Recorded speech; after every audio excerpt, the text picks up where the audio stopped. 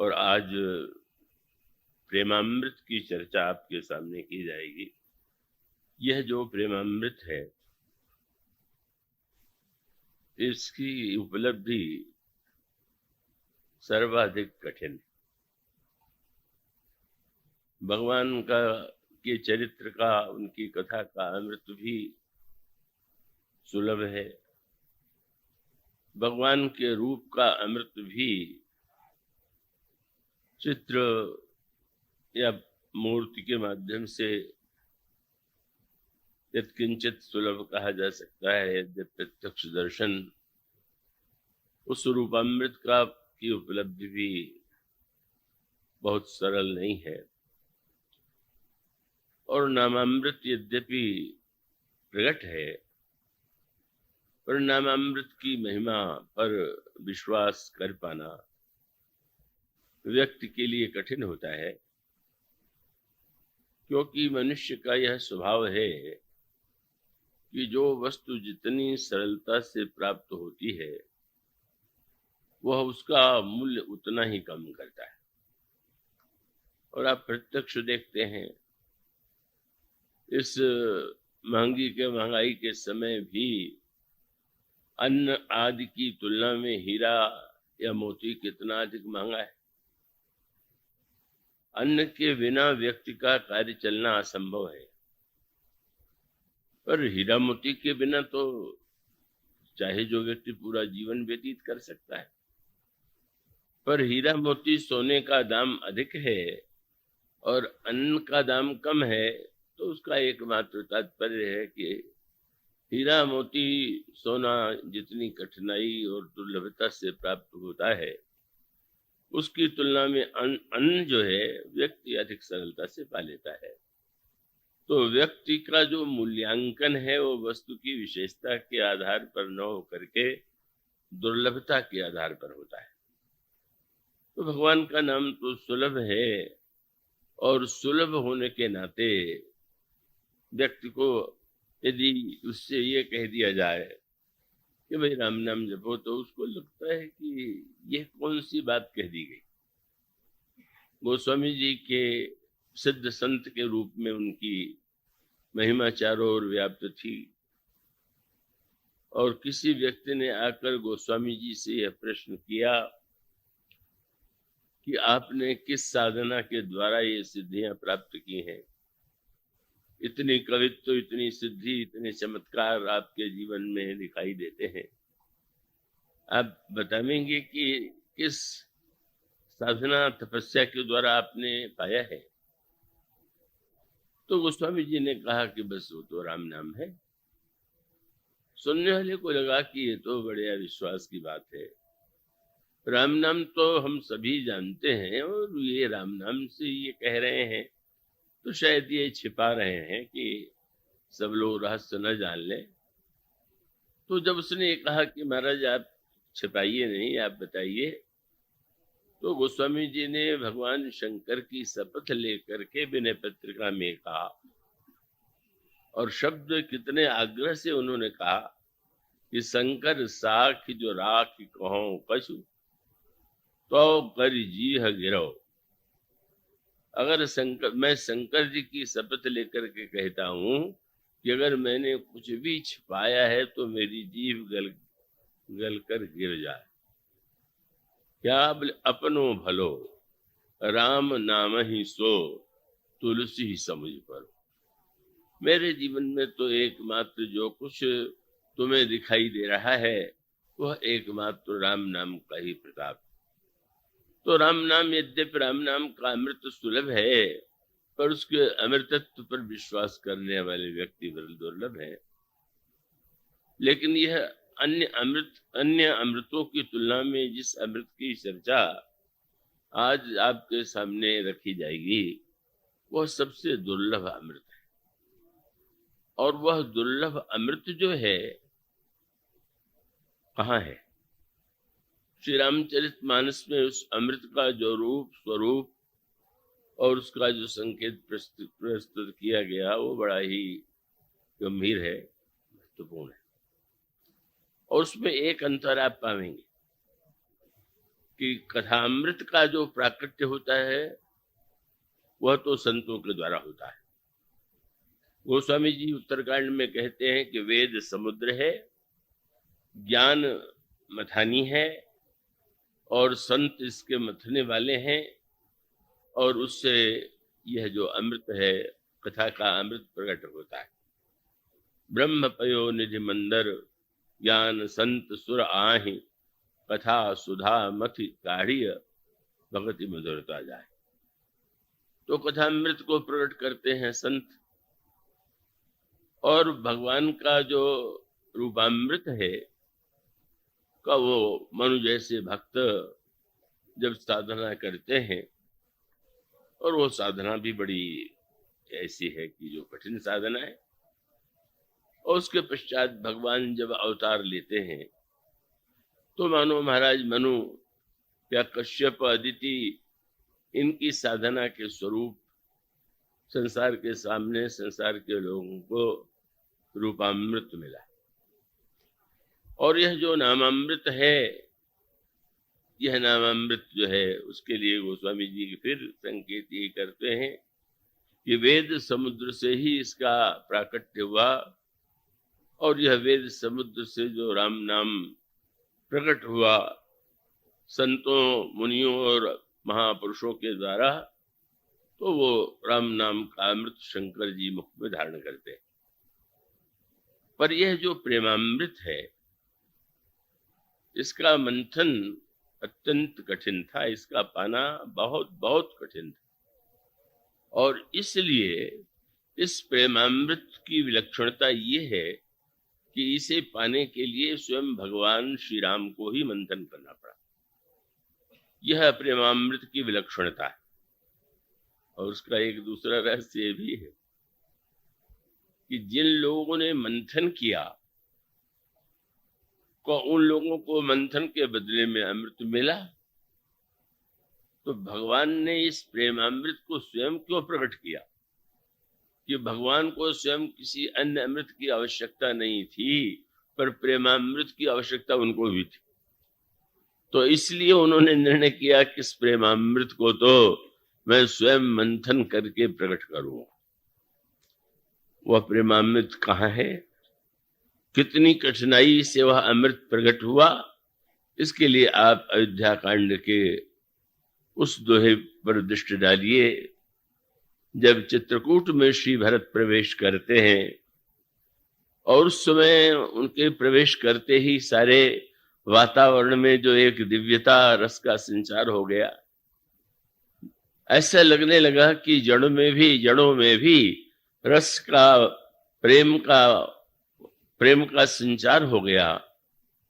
तब गोस्वामी जी ने वह दोहा लिखा जिसमें उन्होंने बताया कि वह समुद्र श्री भरत, और भरत समुद्र में ही यह प्रेम का अमृत छिपा हुआ था। पर यह समुद्र जो है, इस समुद्र का मंथन करना सबसे अधिक कठिन था। इसलिए इस दोहे में इस समुद्र के साथ एक शब्द और जोड़ा गया, प्रेम अमीर मंदर विरह भरत पयोधि गंभीर। इतना गंभीर यह समुद्र था, इतना अथाह यह समुद्र था कि इसका मंथन कर सकना केवल भगवान श्री राम के लिए संभव था। और उस मंथन के लिए प्रभु को भी कठिन प्रयत्न करना पड़ा, ऐसी योजना बनानी पड़ी कि जिसके द्वारा स्वयं वे भी उस अमृत का पान कर सकें और अन्य भी उस अमृत का पान करके धन्य हो सके। तो ये जो श्री भरत हैं वह गंभीर समुद्र है, और उसका अभिप्राय यही है कि जैसे आप किसी समुद्र के तट पर जाकर के खड़े हो जाए तो आपके सामने जलराशि का विशाल रूप तो दृष्टिगोचर होगा, आप सामने उसे देखेंगे, पर उस समुद्र के अंतराल में क्या है कैसे आप नहीं देख पाते, केवल जल दिखाई देता है। आकाश और जल में ये अंतर प्रत्यक्ष है। आकाश में जो कुछ है आप सामने उसे देख पाते हैं एक सीमा तक, आप दृष्टि से उसे देख पाना संभव प्रतीत होता है, पर समुद्र के अंतराल में जो है उसे देख पाना संभव नहीं। और इसीलिए एक तुलना के रूप में मैं कहा करता हूं कि यदि श्री लक्ष्मण और श्री भरत के चरित्र की तुलना की जाए तो दोनों में सबसे बड़ा अंतर यही है कि श्री लक्ष्मण जी का चरित्र आकाश के समान विशाल है और उनके हृदय में जो भी भाव है, जो विचार हैं, वो सामने प्रत्यक्ष है, प्रकट है। लक्ष्मण जी उसे छिपाते नहीं। और श्री भरत समुद्र है कि वो उन्हें देख करके उनके चरित्र की विशेषताओं को समझ पाना संभव नहीं था। तो बाल्यावस्था से ही लक्ष्मण का जो चरित्र है वो तो संसार में, अयोध्या में भगवान के भक्तों में प्रसिद्ध हो चुका था। 12 ते निज हित पति मानी, लक्ष्मण राम चरण रति मानी। जो है श्री राम के चरणों में वे उनकी सारी प्रीति है, सारी रति है। इसका स्पष्ट तात्पर्य है, गोस्वामी जी कह सकते थे कि अब श्री भरत जी के हृदय में श्री राम के प्रति रति नहीं है क्या? क्या शत्रुघ्न जी के हृदय में श्री राम के चरणों में रति नहीं है क्या? पर गोस्वामी जी जब ये कहते हैं कि 12 ते निज हित पति जानी, लक्ष्मण राम चरण रति मानी, और आप उसी क्रम को उस दृष्टि से विचार करके देखिए। गुरु वशिष्ठ को आमंत्रित किया महाराज दशरथ ने, आपकी कृपा से जिन 4 बालकों का जन्म हुआ उनका आप नामकरण भी कीजिए। तो नामकरण करने में भी आप यह सूत्र पाएंगे कि अगर श्री भरत के नाम गुरु वशिष्ठ ने श्री भरत का नामकरण किया तो उसमें उसकी व्याख्या किस रूप में की? उन्होंने यही कहा कि विश्व भरण पोषण कर जोई, ताकर नाम भरत सोई। जो विश्व का भरण पोषण दोनों करते हैं वह भरत। और जब शत्रुघ्न जी का नामकरण किया गया तो कहा गया जाके सिमरन ते रिपुनासा, नाम शत्रुघ्न वेद प्रकाशा। जिनके स्मरण से शत्रुओं का विनाश हो जाता है, उन्होंने कहा इस बालक का नाम मैं शत्रुघ्न रखता हूं। पर जब लक्ष्मण जी का नामकरण करते हैं तो एक नई बात पाएंगे जो उन दोनों भाइयों के साथ नहीं जुड़ा, और वो क्या है? श्री भरत शत्रुघ्न के साथ वह शब्द नहीं है जो लक्ष्मण जी के साथ। और आप जब दोहा पढ़ेंगे तो उसमें आपको एक शब्द मिलेगा। उन्होंने कहा ये जो बालक है लच्छन धाम राम प्रिय। ये राम प्रिय शब्द न श्री भरत के साथ है न शत्रुघ्न के साथ है, लेकिन लक्ष्मण के साथ ये शब्द जुड़ा। इसका अर्थ नहीं था कि वो राम प्रिय नहीं थी, बल्कि आगे चल करके तो भगवान राम से जब पूछा जाए तो यही कहते हैं कि भरत सरिस प्रिय को जो माही। तो वो तो कहने में बड़ा सरल था कि वो राम प्रिय है, लेकिन गुरु वशिष्ठ जो है लक्ष्मण जी का नामकरण करते समय लक्षण धाम राम प्रिय, अन्य गुण भी है, सकल जगत आधार, गुरु वशिष्ठ ते ही राख्यो, लक्ष्मण नाम उदार। तो अब लक्ष्मण का अभिप्राय है कि लक्ष्मण का श्री राम के प्रति प्रेम इतना प्रत्यक्ष था, उनकी रति इतनी दृष्टिगोचर होती थी कि वो कोई व्यक्ति उनका परिचय दे और उनके साथ राम प्रियता का नाता न जोड़े तो वो कोई उसके दृष्टि, गोस्वामी जी की दृष्टि में उस व्यक्ति ने लक्ष्मण के व्यक्तित्व के गौरव को कम कर दिया। बल्कि विवाह प्रसंग में उस बात को पढ़ के थोड़ी हंसी सी भी आती है, पर वहां पर भी लक्ष्मण जी के संदर्भ की विशेषता दिखाई देती है। भगवान राम जनक नंदिनी सीता का विवाह संपन्न हो गया और मंडप में ही निश्चित किया गया कि अन्य तीनों राजकुमारों का भी विवाह यहाँ महाराज के स्वयं महाराज जनक की पुत्री उर्मिला और श्री सीता और उनके भाई जो कुशकेतु हैं उनकी कन्या है मांडवी और सुतकीर्ति। तो ये निश्चित किया गया कि ये विवाह भी इसी मंडप में संपन्न किया जाए। अब वो जब लोग तो जन्मपत्री मिलाते हैं, जन्मपत्री के द्वारा विवाह में ये कहते हैं कि वर कन्या के गुण कितने मिले और क्या मिले, पर वहां गोस्वामी जी जो दोनों वर कन्या के जो मिलान का वर्णन करते हैं बड़ा सार्थक है। अब वो शब्द जब मांडवी जी का विवाह श्री भरत से हुआ तो गोस्वामी जी ने उनके परिचय में क्या शब्द लिखा, कुशकेतु कन्या प्रथम जो गुणशील सुख शोभामयी। महाराज कुशकेतु की जो ज्येष्ठ कन्या है और जिनमें गुण और शील और शोभा की विशिष्टता है, सो दई वर्षे कुशकेतु राजा के माध्यम से कब मांडवी जी का समर्पण श्री भरत के लिए हुआ। तो मानो उसका अभिप्राय यह है कि श्री भरत के चरित्र में सर्वाधिक विलक्षणता उनका शील, तो स्वाभाविक रूप से उनकी पत्नी यदि शील गुण से युक्त न हो तो दोनों में वास्तविक प्रीति हो ही नहीं सकती। तो इसलिए श्री भरत के शील की जितनी प्रशंसा है उसी के संदर्भ में मांडवी के लिए भी शील की बात अवश्य जोड़ी गई। श्रुत केतु कन्या कुश केतु कन्या प्रथम जो गुणशील सुख शोभामयी सब रीति प्रीति समेत करिसो व्याहि नृप भरत ही दई।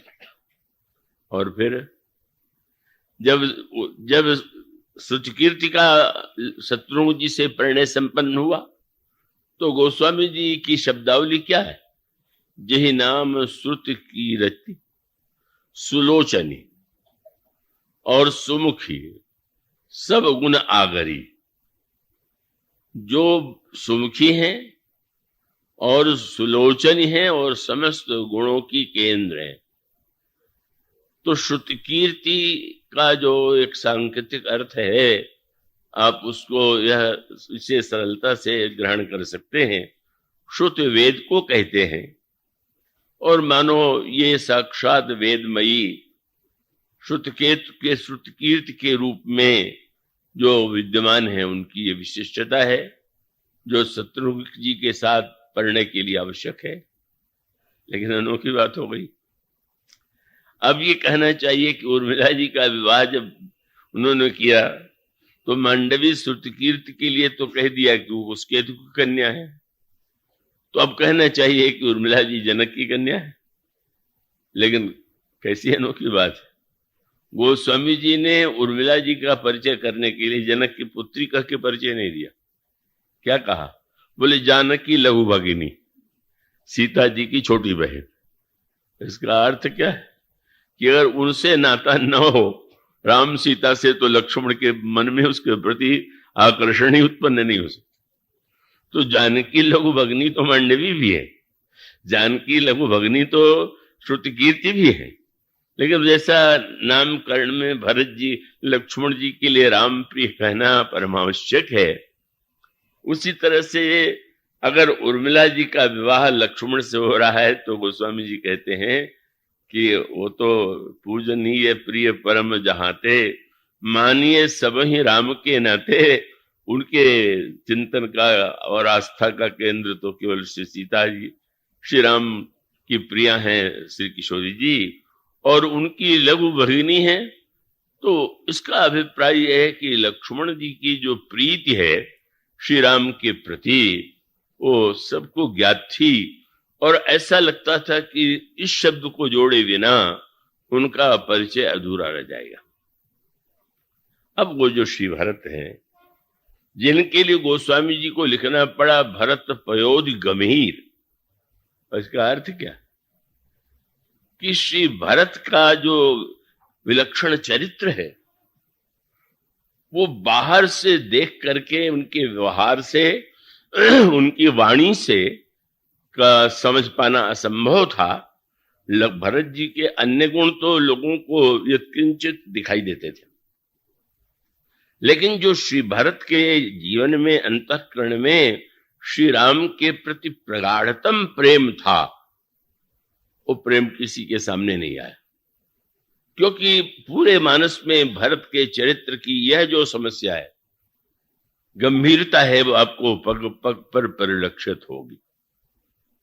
और उस युग में भी भरत के स्वभाव और चरित्र को समझ पाना बहुत कठिन था।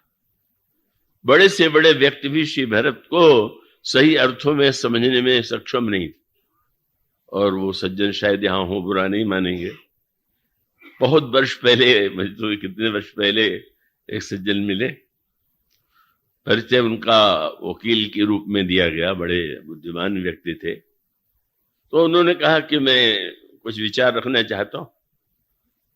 तो उन्होंने कहा कि ये भरत जो है, ये तो बड़े कुटिल राजनीतिज्ञ थे। अब मैं तो सुनकर के स्तब्ध रह गया कि ऐसा भी कोई शब्द भरत के लिए कह सकता है। और उन्होंने तर्क ही किया कि जब एक बार चित्रकूट में भगवान श्री राम ने ये कह दिया कि भरत कहे सो किए भलाई, तो अयोध्या से तो ये ढिढोरा पीट के आए कि श्री राम को लौटा के ले आवी। और श्री राम ने कहा तो बोली नहीं, केवल दिखावा करना चाहते थे कि मैं श्री राम को मनाना चाहता हूं, और वस्तुतः तो उनके हृदय में कोई ऐसी आकांक्षा नहीं थी। मैंने उनको सादर प्रणाम किया, आपने बड़ा कष्ट किया और उससे अधिक मुझे कष्ट आपने दिया। आप किस तरह से आपका चिंतन है, आपकी वकालत, मानो अब भरत को ही बुरा सिद्ध करने में अपनी बुद्धिमत्ता को सार्थक बना लेगी। पर उसका अभिप्राय यह है कि श्री भरत के व्यवहार में जैसा उन्होंने तर्क ढूंढा, वह व्यक्ति ढूंढ सकता है, और उन्होंने यही कहा मुझसे। तो श्री भरत के विषय में तो बार बार उस समय भी लोगों को यत्किंचित भ्रम होता था, पर वो दूर हो गया। अब उनका दूर नहीं हुआ तो वो तो एक असंभव सी बात है। कई लोग ऐसे होते हैं कि जिनका भ्रम दूर नहीं होता। तो वस्तुतः श्री जैसे समुद्र को देख करके कल्पना कोई करने लगे कि समुद्र के भीतर क्या है, तो आप बाहर खड़े होकर के आप कल्पना करते रहिए। समुद्र की गहराइयों में बैठना और उसको देखना वो असंभव। तो अब श्री भरत का जो व्यवहार था, बाल्यावस्था से लेकर के बार बार जब भी स्थिति सामने आई, तो वो स्पष्ट लोगों को, देखने वालों को यही प्रतीत हुआ कि लक्ष्मण जैसा प्रेम श्री राम से करते हैं, वैसा श्री भरत में सद्गुण तो है, पर वैसा प्रेम नहीं। क्योंकि अब अगर लक्ष्मण जी को श्री राम से अलग सुला दिया जाए तो सो ही नहीं सकते, उनको निद्रा ही नहीं आवेगी। पर श्री भरत को यदि श्री राम से अलग सुलाया जाए तो उनके सामने कुछ ऐसा नहीं दिखाई देता है, वो तो सहज भाव से ऐसा लगता है कि ये तो सो जाते हैं। तो जब बिल्कुल शिशु हैं तब भी अंतर दिखाई देता है, और बाद में जितनी घटनाएं घटित होती थी का उसमें यही लगने लगता था। गीतावली रामायण के उस प्रसंग पर जब दृष्टि जाती है कि भगवान श्री राम जिस समय अपने मित्र मंडली को लेकर के चौगान खेलने के लिए सरजू तट पर जाते हैं, आजकल जैसे पोलो होता है उससे मिलता जुलता वो खेल, जिसका नाम उस समय चौगान था, और घोड़े पर बैठ करके वो गेंद का इधर से उधर उसका जैसे आज भी खेला जाता है, उसका उसी स्वरूप उस समय भी था। तो सरजू के किनारे जहां पर विस्तृत मैदान है, वहां मित्र मंडली के साथ प्रभु एकत्र हुए। अब खेल के लिए 2 दल चाहिए, तो 2 दल का जब बंटवारा हुआ तो फिर वही स्थिति, प्रभु के सामने प्रभु का प्रतिद्वंदी कौन बनेगा, प्रभु के विरोधी दल का नायक कौन बनेगा। प्रभु ने जब लक्ष्मण की ओर देखा तो लक्ष्मण जी ने यही कहा कि मैं तो आपके साथ खेल में भी ये कल्पना नहीं कर सकता कि अलग होकर खेल सकता हूं। अगर मुझे खेलना है तो आपके साथ, और नहीं तो मैं नहीं खेलूंगा। परिणाम क्या होता है, लोगों को लगा कि लक्ष्मण तो राम के बिना एक क्षण भी उनके लिए रह पाना संभव नहीं। श्री भरत, प्रभु ने श्री भरत की ओर देखा। भरत, मेरे विरोधी दल का नायक मैं तुम्हें बनाऊं? तो बिल्कुल स्वीकार कर लिया। तो अब देखने वाला जो घटना को व्यवहार के आधार पर चरित्र का निर्णय करता है, उसको तो भ्रम होना स्वाभाविक है। उसको तो लगता है कि यहाँ तो श्री भरत ने तो, लक्ष्मण तो खेल में भी प्रभु के विरुद्ध नहीं जाते, और यहाँ तो श्री भरत तो गोस्वामी जी कहते हैं, सरज तीर सम सुथल भूमि थल गनि गनि गोइया बांट ले, राम लखन एक और भरत सत, एक और श्री राम लक्ष्मण और दूसरे दल में भरत शत्रुघ्न और उनकी मित्र मंडली। और खेल का परिणाम क्या होता है? अद्भुत खेल का परिणाम यह है कि लोगों को, दर्शकों को दिखाई देता है कि श्री राम पूरे उत्साह से नहीं खेल रहे, और श्री भरत को देख करके लगता था कि वो तो जीतने के लिए पूरे उत्साह से खेल रहे। और उसका कारण यह था कि प्रभु की ओर कोई गेंद आती है तो प्रभु जो है उसके ऊपर प्रहार नहीं करते, धीरे से जिधर की ओर श्री भरत है वो गेंद वो कर देते हैं, प्रेषित कर देते। पर जब श्री भरत की ओर कोई गेंद आती है तो वो तो कस के प्रहार करते हैं, और सीधे वो गेंद जो है उस गोल में, जिसे आज गोल कहते हैं, प्रविष्ट हो जाती है। तो बार बार एक ही स्थिति दिखाई देती है कि श्री राम जीतने के लिए उतने व्यग्र नहीं है जितना श्री भरत उत्साह से खेल रहे हैं। और उसके पश्चात खेल में जैसा होता है, नारे लगने लगे, एक कहें भई हार रामजू की, एक कहें भैया भरत जय। कि श्री भरत जीत गए, प्रभु श्री राम हार गए। प्रभु ने वाक्य सुना तो प्रसन्न होकर के ब्राह्मणों को, अतिथियों को और जो आवश्यकता वाले थे उनको दान दिया। तो एक कहें भई हार रामजू की, एक कहें भैया भरत जय। यह सुन हर्षित भय रामजू, विप्रन बहुविधि दान दे। और उसके बाद दूसरे दिन भी प्रभु ने लक्ष्मण से कहा, तुम्हें मेरे साथ खेलने का फल मिल गया ना, हारना पड़ा, और जब खेलोगे तो यही परिणाम होगा। आज भी तुम निर्णय कर लो कि तुम आज भरत की ओर से होके खेलो या विरोधी दल का नायकत्व तुम करो। लक्ष्मण जी ने मुस्कुरा करके कहा कि नहीं प्रभु, आपके साथ जीतना हारना दोनों मुझे प्रिय। तुम इतने बड़े स्वभाव से ही तेजस्वी हो, तुम्हें भरत के विजय को देख करके अमर्ष का तुम्हारे हृदय में उदित नहीं होता? लक्ष्मण जी ने हंस करके यही कहा, प्रभु भरत जीते थोड़ी हैं, जिताए गए। वो अगर जीते होते तो मैं कोई महत्व देता। अब आप ही जब जिताने के लिए व्यग्र हैं तो विजय भरत की नहीं है, वो तो आपके स्वभाव की है, शील की है कि आप कैसे अपने से छोटों को जिता करके प्रसन्न होते हैं। पर वो दृश्य तो यही होता है।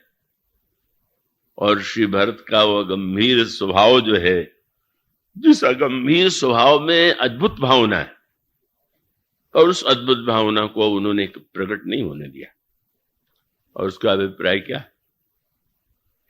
श्री भरत के जीवन में समर्पण की पराकाष्ठा है, और श्री लक्ष्मण जी के जीवन में अधिकार की पराकाष्ठा है। अन्यथा अर्थ नहीं लेंगे। ये प्रेम की जहां पर अलग शब्दावलियों से इसका विभाजन किया गया है, तो 3 शब्दों का प्रयोग करते हैं प्रेम के संबंध में। ईश्वर के प्रति एक भावना है जिसे कहते हैं तदीयता। तदीयता का अभिप्राय है कि जैसे आप या हम सबको ये कहें कि भाई हम तो प्रभु के हैं, तो सामने भले ही नहीं है पर मैं उनका हूं, इस भाव के उदय होने का नाम तदीयता। और जो व्यक्ति कहता है प्रभु सामने और वो कहता है कि प्रभु मैं आपका हूं, यह तदीयता है। और जो व्यक्ति ये कहता है कि प्रभु आप मेरे हैं, ये मदीयता है। तो तदीयता, त्वदीयता, मदीयता, ये 3 कक्षाएं। अब संसार के जो व्यक्ति आस्तिक हैं वो तो उनमें से तदीय ही हैं। हम मान लेते हैं अपनी ओर से कि भाई हम भगवान के। त्वदीयता का अर्थ है कि उस व्यक्ति ने का केवल मान नहीं लिया है, अपितु भगवान ने उसे स्वीकार कर लिया। अब विलक्षणता यह है, इस प्रसंग को जरा बहुत ध्यान से समझने की आवश्यकता है कि वैसे कक्षा में तो तदीयता, त्वदीयता से मदीयता को श्रेष्ठ माना जाता है। तदीयता से भी ऊपर है मदीयता। लेकिन विलक्षणता क्या है? लक्ष्मण जी में यह जो भावना है वह त्वदीयता की है, और श्री भरत में जो यह भावना है प्रेम की, वह वस्तुतः मदीयता की है। प्रभु मेरे हैं, इनके ऊपर मेरा अधिकार है। और श्री भरत का उनके स्वभाव में, उनके चरित्र में, उनके आचरण में त्वदीयता है। पर इससे तो फिर वही भ्रम हुआ कि लक्ष्मण जी उच्च कक्षा में हैं और भरत जी अपेक्षा उनकी न्यून है। पर सत्य यही कि श्री भरत को मदीयता का वही अधिकार है जो लक्ष्मण जी को है। अगर वो श्री राम को अपना कहें और श्री राम पर अपने अधिकार का दावा करें तो कोई आपत्ति नहीं, प्रभु से स्वीकार कर लेते। पर वो इतने गंभीर और इतने विनम्र हैं, और वो अत्यंत जो जिसको कहते हैं भक्तों की दैन्य भावना, कि वे तो मानो यही मान के चलते हैं कि मैं किस दावे से प्रभु पर अधिकार की कल्पना करूं, बस प्रभु का मैं हूं।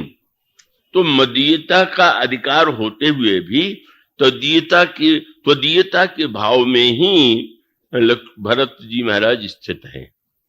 और इसीलिए लक्ष्मण जी का चरित्र जो है सबके लिए अनुकरणीय नहीं। और श्री भरत जी का जो चरित्र जब बाद में प्रभु ने प्रयत्न करके श्री भरत की विशेषताओं को प्रकट किया, तो उसकी एक विशेषता है, क्या बोले, निरखी सिद्ध, जिसमें चित्रकूट की यात्रा करते हैं श्री भरत, तो गोस्वामी जी का निरखी सिद्ध साधक अनुरागे सहज स्नेह सराहन लगे। भरत जी को देख करके सिद्ध और साधक दोनों प्रसन्न होते। लक्ष्मण जी के चरित्र में सिद्ध स्थिति तो है पर साधक की स्थिति नहीं। पर श्री भरत जी के जीवन में सिद्ध होते हुए भी निरंतर साधक की स्थिति आप पाएंगे। इसलिए स्वाभाविक रूप से अगर मदीयता का वह भाव जो दिखाई देता है श्री लक्ष्मण जी में, अगर साधारण व्यक्ति उसका अनुकरण करने लगे तो अनर्थ ही हो जाएगा।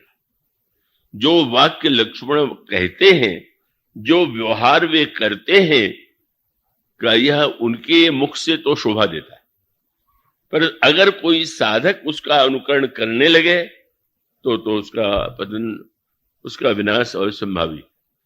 अब भगवान श्री राम यदि लक्ष्मण जी से ये कहते हैं कि लक्ष्मण तुम वन में न जाओ, गुरु पिता माता की सेवा करो, और उसका उत्तर लक्ष्मण जी ये कह करके दें कि गुरु पिता माता ने जानो का, मैं नहीं जानता इनको कुछ, तो ये तो बहुत से नहीं लोग कह सकते। न जाने कितने लोग कहते हैं मैं माता पिता को नहीं मानता, गुरु को नहीं मानता।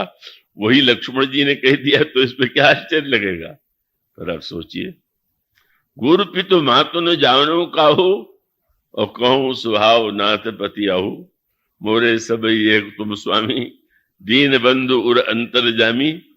और उसका अभिप्राय है कि लक्ष्मण जी का जो स्वभाव है, उनका व्यवहार जो है, उनकी वाणी जो है, उसको आप वो जिस स्थिति में है उसको सामने रख करके विचार करें तो आपको उसमें कोई दोष नहीं लगेगा। पर वो अनुकरणीय नहीं है, और वो अनुकरणीय की दृष्टि से तो अगर किसी का चरित्र परम अनुकरणीय है तो अंत में श्री भरत जी का ही सिद्ध हुआ। माने बाद में प्रभु ने जिस मंथन किया तब उनको देख करके जो अनुभूति हुई, जिसके लिए गोस्वामी जी कहते हैं जब श्री भरत तीर्थराज प्रयाग में जाते हैं तो वही खानस बटु गृही उदासी। चाहे ब्रह्मचारी, चाहे बाणप्रस्थ, चाहे गृहस्थ, चाहे सन्यासी, जो देखता है वो भरत जी को देख करके धन्य हो जाता है। क्यों? ब्रह्मचारी को प्रतीत होता है हमारे लिए भरत आदर्श है, गृहस्थ को लगता है कि भरत जी से बढ़कर के आदर्श कोई नहीं होगा, बाणप्रस्थी को लगेगा कि श्री भरत के समान कोई बाणप्रस्थी नहीं, और सन्यासी को लगता है कि भरत जैसा सन्यास किसी के जीवन में नहीं। पर ये सारी बातें संसार के सामने पहले नहीं थी। पहले वो बस यही स्थिति थी कि वो जिस स्थिति में श्री लक्ष्मण हैं वह स्थिति तो सिद्ध स्थिति है, और इसीलिए में एक अंतर है। अब इतने कम समय में इतने विस्तार से तुलना करना तो कठिन है, पर जब श्री भरत की वंदना तुलसीदास जी महाराज ने किया तो भक्त के रूप में किया। प्रणमो प्रथम भरत के चरणा, जासु नेम व्रत जाई न वर्णा, राम चरण पंकज मन जासु, लुबुध मधुपयो तजई न पासु। प्रभु का चरण कमल जो है, श्री भरत का मन भ्रमर मंडराता रहता है, ऐसे भक्त हैं श्री भरत। ऐसा कह करके गोस्वामी जी ने वंदना किया। लेकिन जब लक्ष्मण जी की वंदना करते हैं तो दो रूपों में, भक्त के रूप में भी करते हैं और भगवान के रूप में भी करते हैं। इसलिए आप पढ़ेंगे श्री भरत जी की वंदना के लिए 2 चौपाई, पर लक्ष्मण जी की वंदना के लिए 4 चौपाइयां। 4 चौपाइयां इसीलिए हैं कि आप उस पंक्तियों को जब पढ़ें तो क्या आपको पढ़ने को मिलता है। बंदौ लक्ष्मण पद जल जाता, शीतल सुभग भगत सुख दाता। क्या है उनका कार्य? रघुपति की रति, विमल पताका, दंड समान भयउ जस जाका। प्रभु श्री राम भद्र की जो निर्मल कीर्ति है वह पताका है, और लक्ष्मण जी दंड बन करके उस कीर्ति ध्वज को संसार के सामने प्रकट करते। पर यह तो भक्त रूप। फिर 2 चौपाइयों में गोस्वामी जी बता देते हैं कि उनके चरित्र को केवल भक्त रूप में मत देखिए।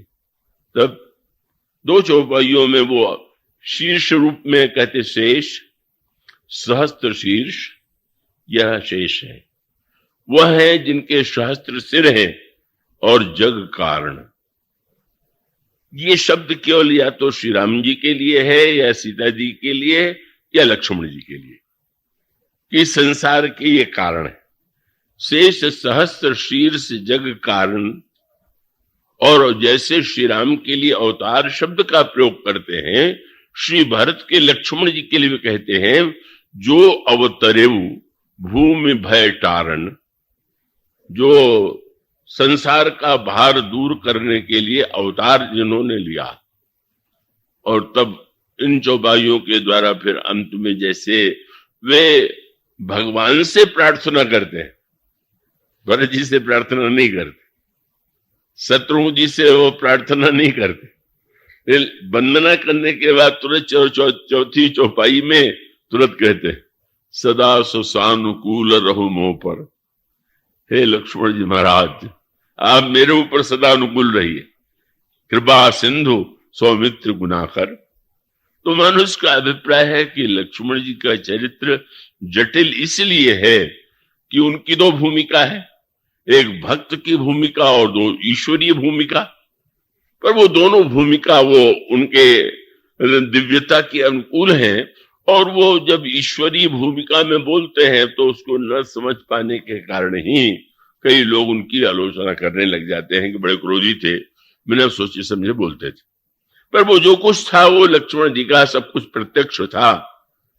तो यह जो श्री भरत की विलक्षणता है कि उनको सुनाने के लिए श्री राम के साथ सुनाना आवश्यक नहीं है, खेल में कब उनका आग्रह नहीं है।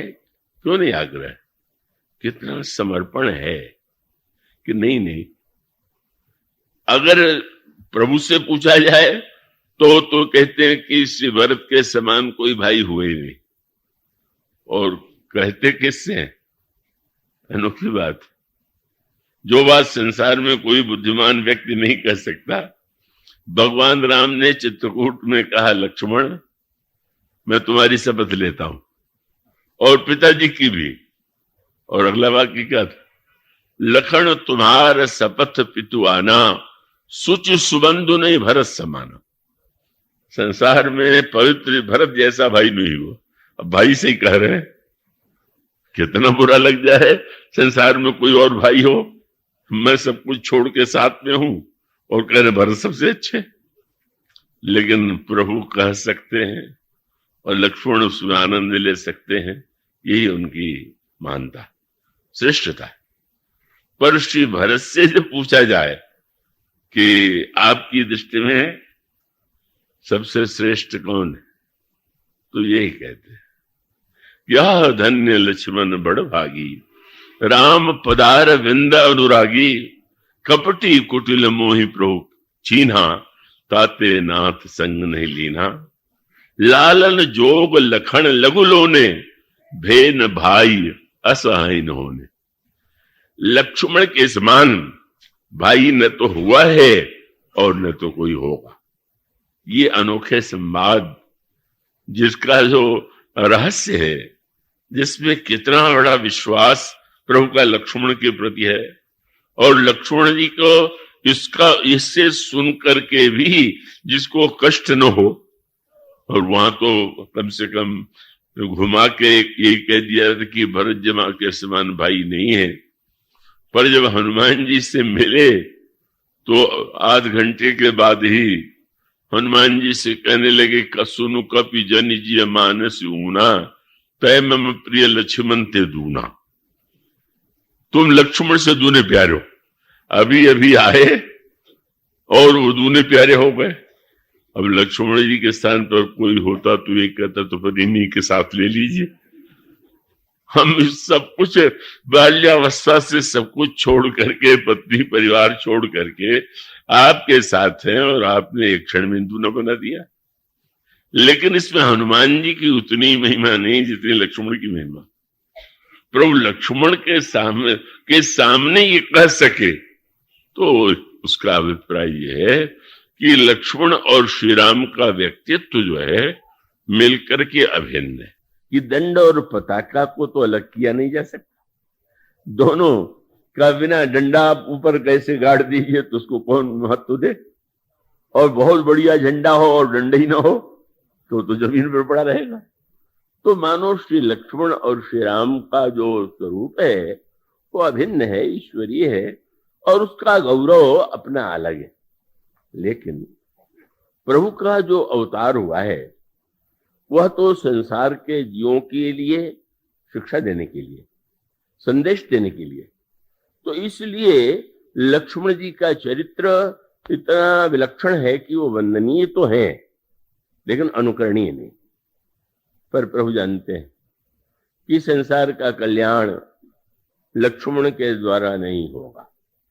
वह मेरी सेवा करते हैं और मेरी सेवा के माध्यम से, मेरे माध्यम से भले ही कल्याण हो, लेकिन लक्ष्मण के चरित्र का बहिरंग रूप जो है वो ऐसा है कि जिसमें व्यक्ति को उल्टा अर्थ हो सकता है, भिन्न अर्थ दिखाई दे सकता है। श्री भरत की विशेषता ये है कि ये अधिकार, भगवान के प्रति अधिकार तो बड़ा सरल शब्द हो गया। कोई भी व्यक्ति कहे कि भगवान तो मेरे हैं और मेरे हैं तो जो मैं कहूं वो करे, तो ये तो कोई नहीं कहना चाहेगा। लेकिन जिनके जीवन में ऐसा विलक्षण क्रम है, मानो इतना समर्पण है कि अगर प्रभु को खेलना है और खेल के लिए कोई न कोई विरोधी पक्ष का नायक चाहिए, तो श्री भरत का जीवन इतना समर्पित है कि नहीं, प्रभु का खेल जैसे पूरा हो, प्रभु का नाटक जैसे पूरा हो, बस वही मुझे अभीष्ट है। पर वस्तुतः देखने वालों को क्रिया दिखाई देती है, हृदय की भावना नहीं दिखाई देती। और जैसा मैंने कहा कि खेल में जो दृश्य दिखाई दे रहा है कि भरत जब प्रभु की ओर गेंद आती है तो बड़े धीरे से भरत की ओर आपने डाला, जहां जिससे गोल करना कहते उसका प्रयास ही नहीं कर रहे, और श्री भरत तो प्रहार कर रहे। पर उनकी अंतर भावना का परिचय बाद में लोगों ने जब उनके प्रेम का अनुभव किया तब उसका अर्थ भिन्न हो गया। तब क्या लगा कि प्रभु तो गेंद को भरत की ओर भेज करके यह बताना चाहते थे कि भरत की शरण में जाने में ही कल्याण। और श्री भरत गेंद पर प्रहार इसलिए कस के करते थे, बोले जो प्रभु को छोड़ के मेरे पास आवे उसको ऐसा कस के पीटना चाहिए कि लौटने का नाम ही नहीं। तो भाव तो बड़ा गंभीर था, पर वो क्रिया के माध्यम से देखने वालों को तो यही लगता था प्रभु जिताना चाहते और भरत जी जीतना चाहते। परिणाम क्या हुआ, इस समुद्र का जो गंभीर तात्पर्य था वो समझ में नहीं आ रहा था। फिर और आगे विश्वामित्र जी आए।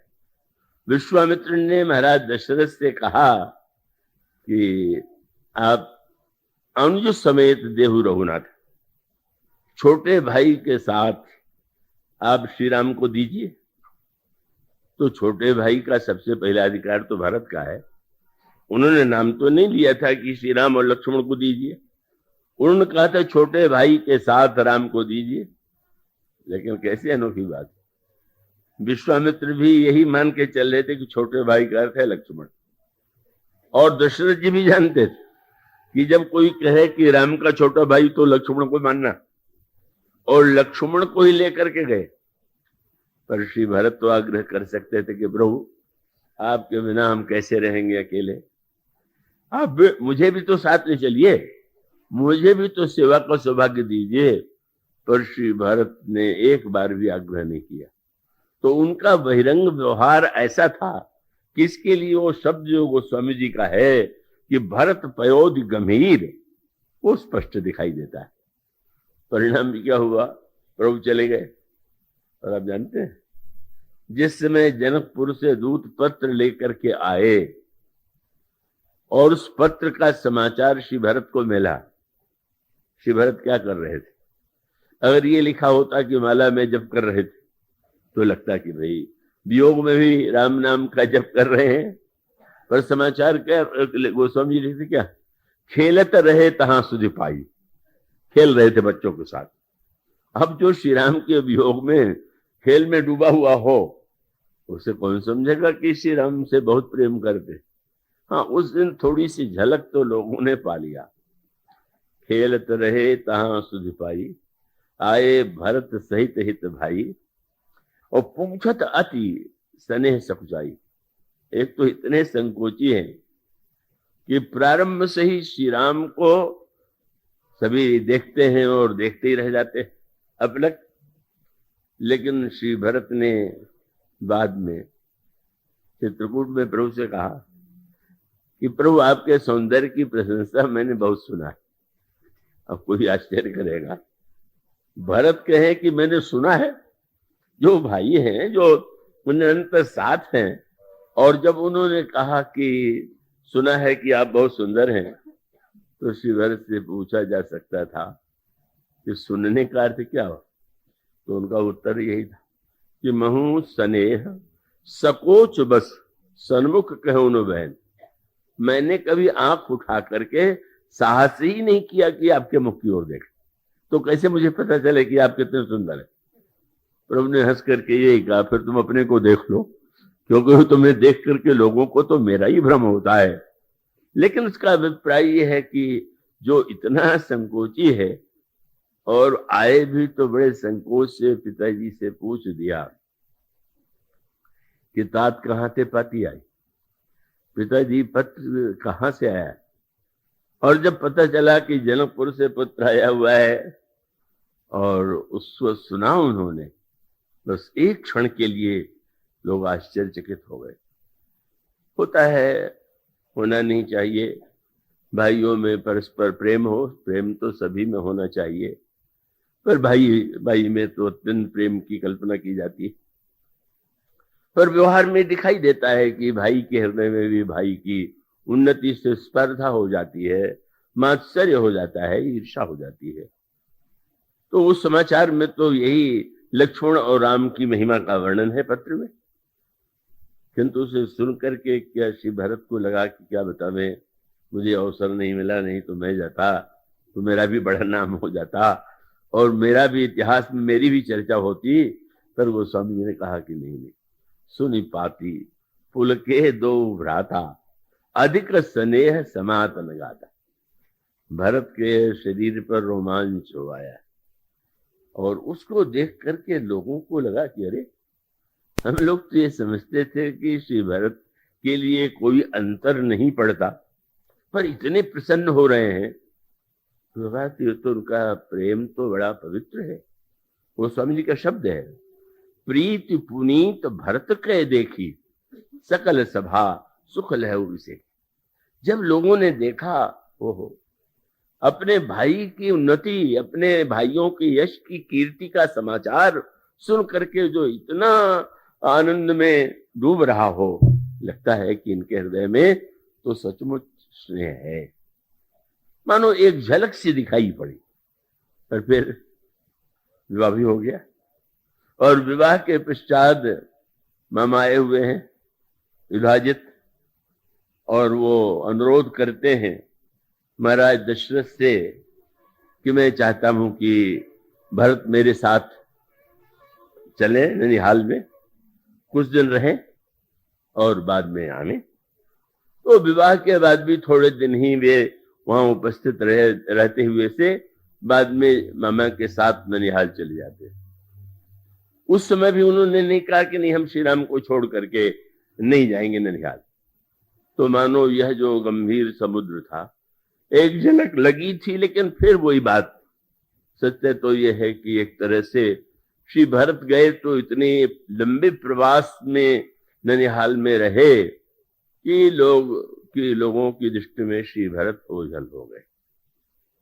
पर भगवान श्री राम यह जानते थे कि जिस प्रेम के परिपूर्णता का दर्शन समाज को होना चाहिए, जिस चरित्र और गुण का परिचय लोगों को समाज को मिलना चाहिए, किसी न किसी तरह से इसको तो प्रकट करना ही है। मानो जैसे समुद्र में अमृत था, पर वह अमृत दिखाई नहीं दे रहा था, और भगवान ने आज्ञा दिया कि देवता दैत्य मिलकर के समुद्र का मंथन करें और तब वो अमृत निकलेगा।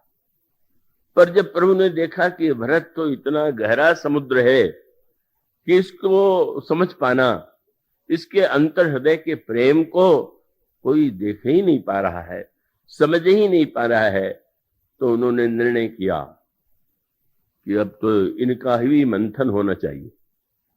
पर मंथन करने के लिए न उन्होंने संतों से कहा, न उन्होंने किसी अन्य व्यक्ति से कहा। उस मंथन के लिए प्रभु ने निर्णय किया कि भरत का मंथन और कोई नहीं कर सकता, भरत का मंथन तो मैं ही करूंगा।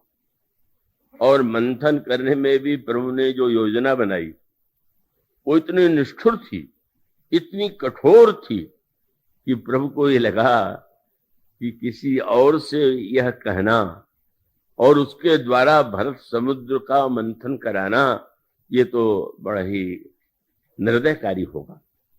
और इसलिए गोस्वामी जी कहते मत ही प्रगटो सुर साधुत। गोस्वामी जी ने सूत्र दिया कि वहां पर देवताओं को अमृत की आवश्यकता थी, और यहां श्री भरत में के समुद्र में जो प्रेम का परिपूर्ण अमृत विद्यमान है, वह अमृत आवश्यक है। किसके लिए? साधुओं के लिए, साधकों के लिए। मानो समाज में लोक कल्याण के लिए जिस चरित्र की आवश्यकता है, जिस भक्ति और प्रेम की आवश्यकता है, वह श्री भरत में। और तब प्रभु ने यह निर्णय किया कि मुझे इसके लिए तो अत्यंत निर्दय बनना पड़ेगा। मंथन करने का अर्थ क्या हुआ? आप दही है, दही के बर्तन में आप दही को देखेंगे, कितना अच्छा दृश्य दिखाई देगा। आप जब मथानी डाल करके उसे मथेंगे तो दही का कण कण जो है उस आघात से टूटेगा और तब उसमें से नवनीत निकलेगा। गोस्वामी जी ने ये कहा कि भगवान राम ने निर्णय किया कि भरत समुद्र में प्रेम का अमृत छिपा हुआ है और उसको संसार के कल्याण के लिए प्रकट करना। तब उन्होंने यह निर्णय किया कि मंथन तो मैं करूंगा, पर मथानी वो स्वामी जी से दोहे में कहते हैं, साधकों और साधुओं के सामने समस्या यह थी, जैसे देवता और दैत्यों के युद्ध में देवता हारते थे और दैत्य विजयी हो जाते थे, इसी प्रकार से साधकों के जीवन में यह समस्या आती है कि बहुधा बुरे विचार सफल हो जाते हैं और अच्छे विचार जो है असफल हो जाते हैं, नष्ट हो जाते हैं। और तब जैसे भगवान ने यह कहा कि अमृत पीने के बाद ही तुम दैत्यों को हरा सकोगे, उसी प्रकार से सद्गुणों के द्वारा इतिहास में अनेकानेक व्यक्ति हैं जिनके चरित्र में ऊंचाइयां, सद्गुण, विशेषताएं दिखाई दी, पर उन विशेषताओं के होते हुए भी बदलते देर नहीं लगे। इतिहास ने ही बताया, शशि गुरु गामी नहुस चढ़ो भूमि सुरजान, लोक वेदते विमुख भा अधम को वेन समान, और वही सहसबाव सुरनाथ त्रिशंकु कहीं न राज मद दीन कलंकु। इतिहास में अनगिनत श्रेष्ठ व्यक्तियों के चरित्र का वर्णन है जो प्रारंभ में बड़े अच्छे थे और बाद में बदल गए। और तब प्रभु को ये लगा कि जैसे देवताओं ने अमृत पी करके दैत्यों को हराया था, इसी प्रकार से भरत के चरित्र में, अंतःकरण में जो दिव्य प्रेमामृत है का उसके प्रकट होने के बाद जब साधक भरत के चरित्र का अनुगमन करेंगे, उसको आदर्श बनाएंगे, अपने जीवन में उतारेंगे, तो समाज की सारी बुराइयां समाप्त हो जाएंगी। और तब मथानी किसे बनाया गया? 14 वर्ष का जो वियोग है, ये वनगमन है, ये क्यों है? अब प्रत्यक्ष तो यही है कि कैकेयी ने महाराज श्री दशरथ से मांग की और बाध्य होकर के महाराज दशरथ श्री राम को बन जाने का आदेश मौन रह करके दे देते और जाना पड़ा। लेकिन वस्तुतः बन जाने का उद्देश्य क्या था? तो भगवान राम के चरित्र में अगर आप यूं देखें तो आपको प्रचलित धारणा से एक भिन्न रूप दिखाई देगा। तो मैंने कहा कि श्री राम तो अपने व्यवहार में वो जो प्रचलित धारणाएं थी उसे बिल्कुल नहीं मानते थे, पर विशेषता ये थी कि उन धारणाओं का खंडन नहीं करते थे, भाषण में विरोध नहीं करते थे, अपने आचरण के द्वारा ही समाज को इतना उन्होंने बदल दिया कि जो मर्यादावादी थे उनको भी नहीं लगा कि श्री राम ने सब कुछ बदल दिया। और भगवान श्री राम के आचरण को देख करके वो विवाह की परंपरा समाप्त हो गई श्री राम के राज्य में। एक नारी व्रत रत सब झारी, ते मन वचक्रम पतिहितकारी। तो श्री राम तो प्रत्येक नई मर्यादा की धारणा प्रकट करते हैं। और इसीलिए जब गुरु वशिष्ठ के द्वारा उन्हें सूचना दी गई कि तुम्हें युवराज पद पर कल प्रतिष्ठित किया जाएगा, तो भगवान राम को यह मर्यादा, जो सूर्यवंश की मर्यादा थी कि जेठ स्वामी सेवक लघु भाई, यह दिनकर कुल रीत सुहाई। सूर्यवंश की पवित्र परंपरा है कि ज्येष्ठ भाई राजा बने और छोटा भाई अनुगमन करे।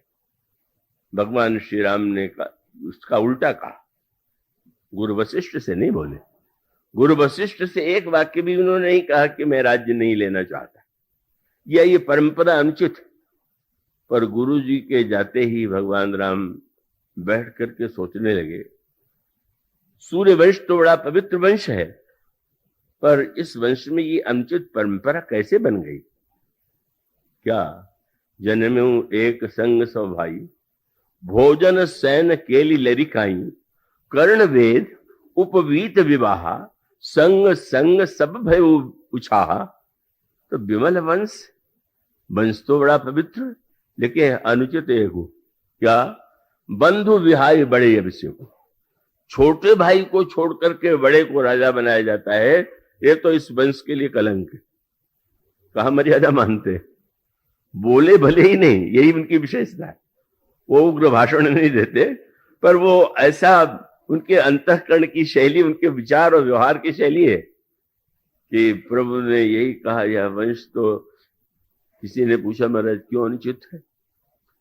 प्रभु का अपना तर्क होता है, स्वार्थी व्यक्ति अपने पक्ष में तर्क ढूंढता है, पर प्रभु से ये कहा गया कि सूर्य वंश में अगर ज्येष्ठ भाई को राज्य देना परंपरा है तो आप इसे अनुचित क्यों मानते हैं? तो प्रभु ने कहा अगर ये वंश सूर्य का है और सूर्य ने ही प्रकाश देने में छोटे बड़े का भेद नहीं किया और उसी वंश में छोटे को छोड़ दिया गया तो सूर्य की परंपरा तो समाप्त ही हो गई। तर्क ऐसा किया जो स्वार्थ के समर्थन में नहीं है, त्याग के समर्थन में। मानो प्रभु के इसकी शैली, और इसीलिए का विचित्र सी बातें थी। कैकेयी जी ने वरदान मांग दिया कि राम को वन ही नहीं जाना है, तापस बेस विशेष उदासी 14 वर्ष राम वनवासी। तपस्वी के वेश में विशेष उदासी के रूप में 14 वर्ष इनको वन में जाना पड़ेगा। तो इसको भी उन्होंने उस अर्थ में बिल्कुल नहीं माना। अब जब पत्नी साथ में जा रही हैं तो फिर उदासी का सवाल कहां? जब धनुष बाण भी लिए चले जा रहे हैं तो फिर वो त्याग, तो मान लीजिए आभूषण उतार दिया, वस्त्र रेशमी उतार दिया, लेकिन उसके पश्चात भी तो धनुष बाण लेकर के जाते हैं। और संग सुबंधु पुनीत प्रिया का मानो सांकेतिक अर्थ यह है कि भगवान राम का उद्देश्य तो दूसरा था। उनको तो लगा कि मां का यह वरदान तो एक बहाना है, इसलिए भगवान श्री राम ने मां की आज्ञा को, जिसको आज्ञा माना जाए, उसको अक्षरशः बिल्कुल स्वीकार नहीं किया। मैं चित्रकूट जाया करता हूं कभी, प्रभु का सौभाग्य, प्रभु की कृपा से अक्सर। पहली बार मैं गया तो अनेक स्थानों में जाते हुए एक स्थान मुझे दिखलाया गया, आप लोगों में भी जो गए होंगे उन्होंने देखा होगा, उसको धनुआ कहते हैं। तो एक बड़ा सा पर्वत खंड है और उसमें गड्ढे से है और बीच में एक पत्थर उठा हुआ था। तो मुझे बताया गया कि भगवान राम उदासी वेश में गए थे, इसलिए पत्नी और अपने बीच में जब सोए तो धनुष रख लिया। मैंने तो सिर पीट लिया कि किस राम का ये चिन्ह है भाई, जो बीच में धनुष रख के सोए। आगे चल करके तो सारा वर्णन यही आता है, एक बार चुन कुसुम सुहाए निज कर भूषण राम बनाए। आभूषण बनाते हैं, पुष्प का सीता जी का श्रृंगार करते हैं, ये धनुष को बीच में रखवा करके, ये कहीं कहीं जो कृष्ण मर्यादा रक्षक अपने को मानते हैं, ऐसी कल्पना कर लेते हैं कि मानो भगवान श्री राम श्री सीता जी से क्या उन दिनों व्यवहार जो करते थे, क्या वो अपनी प्रिया जैसा नहीं होता था क्या? पर मानो भगवान श्री राम का जो सारा व्यवहार है वो तो उस मर्यादार्थों में शाब्दिक सत्यवादी और शाब्दिक मर्यादावादी श्री राम ने, भगवान श्री राम ने सर्वदा सत्य के तात्पर्य पर को दृष्टि में रखा, सत्य के शब्द को नहीं। महाभारत काल में शब्द को ही सत्य माना जाता था, पर भगवान राम तो सुग्रीव से कहते हैं कि सुन सुग्रीव में मारी हो बाली एक ही मान। और जिस समय बाली विनम्र हो गया तो सिर पर हाथ रख के कहते अचल करो तो न राखो प्राण। मारने वाले थे, बचल करने को भी तैयार हो गए। लक्ष्मण से कहने लगे यही सहायक मारा में बाली, तेही सर हतो मूढ़ कह काली। जिस बाण से मैंने बाली को मारा था, कल उसी बाण से सुग्रीव को मारेंगे। वो कल आए ही नहीं। मानो भगवान श्री राम शब्द को नहीं पकड़ते, अभिमान उनका नहीं है, मानो उनका अभिप्राय यह है। इसके लिए मैं दृष्टांत में क्या करता हूं कि किसी को फोड़ा हो गया, डॉक्टर के पास गया, डॉक्टर ने देख के कहा चौथे दिन तुम्हारा ऑपरेशन करूंगा, पर संयोग से दवा से ही फोड़ा फूट गया और फोड़ा ठीक हो गया।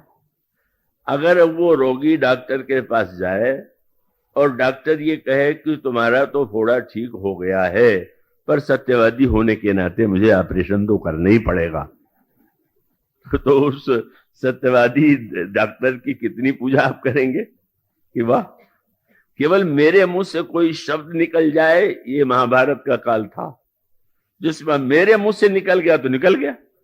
अरे आपके मुंह से गलत बात निकल गई तो गलती मान लीजिए, इसलिए भगवान राम के चरित्र में साधारण लोगों ने जैसी कल्पना कर लिया है वैसा कुछ नहीं।